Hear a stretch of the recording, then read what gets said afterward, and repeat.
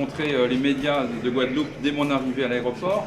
En effet, comme vous le savez, à partir de lundi, nous avons ce que nous appelons une tradition républicaine qui est la réserve électorale pour cause d'élections sénatoriales. Donc pendant du 4 au 24 septembre, eh bien, les représentants de l'État, les chefs de service, le corps préfectoral, eh bien, éviteront d'apparaître en public et d'interférer avec la campagne électorale.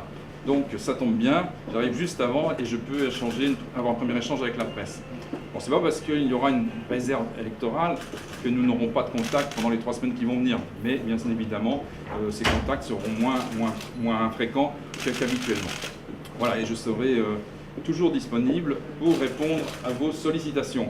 Nous sommes dans un monde de communication, je pense que nous l'avons appris dans les préfectures depuis quelques années, et donc nous sommes toujours prêts à répondre à vos demandes.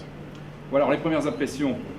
Écoutez, retrouver l'outre-mer après plus de 20 ans dans l'Hexagone, ça nous fait plaisir à mon épouse et à moi-même, puisque mon épouse est née en Polynésie, j'y avais construit ma vie, j'y étais instituteur et j'y ai vécu pendant plus de 20 ans. Parce que je suis un homme de terrain, un homme pragmatique, j'ai l'habitude de traiter les problèmes de façon concrète avec mes interlocuteurs.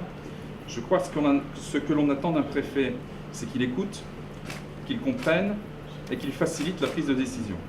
Donc c'est ce que je m'efforcerai de faire en Guadeloupe, comme je l'ai fait dans d'autres départements auparavant.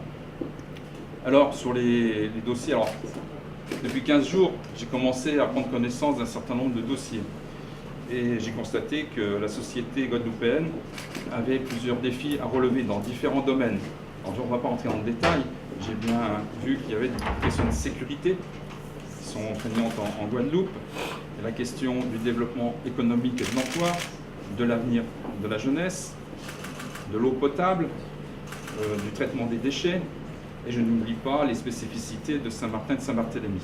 Voilà, pour citer quelques dossiers que j'ai à l'esprit au bout de 15 jours, après avoir échangé avec Jacques Billan, après avoir échangé avec les membres du corps préfectoral et avec un certain nombre d'élus de la Guadeloupe que j'ai appelés dès que j'ai appris ma nomination en Conseil des ministres.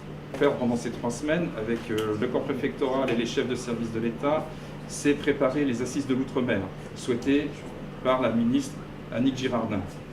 Alors à ce stade, je reviendrai vers vous pour vous en parler plus longuement. À ce stade, je crois qu'il faut en retenir 2 idées. La première, c'est que les assises ont pour ambition de se traduire par des actions concrètes. Nous allons prendre les problèmes, ils sont connus, le diagnostic est connu. En France, on a l'habitude de faire des études diagnostiques, des inspections. Bon, on a la matière, nous savons quels sont les problèmes que nous rencontrons en Guadeloupe. Donc nous n'allons pas perdre de temps pendant les assises à refaire un diagnostic, mais en revanche, nous allons nous attaquer aux solutions. Pas forcément sur de grands sujets, ça peut être des solutions très concrètes sur des petits sujets aussi. Il n'y a pas de petits sujets d'ailleurs pour satisfaire les besoins de la population. Ça, c'est la première idée, du concret. La deuxième idée, c'est que, outre les consultations, la participation des acteurs institutionnels, eh bien, la volonté de la ministre, c'est que toute la population, chaque citoyen puisse participer s'il le souhaite et apporter ses idées aux assises. Donc nous allons nous mettre en ordre de marche, l'État, pour organiser ces assises et que la concertation se fasse le plus largement possible et que nous trouvions ensemble des solutions aux problèmes qui se posent en Guadeloupe.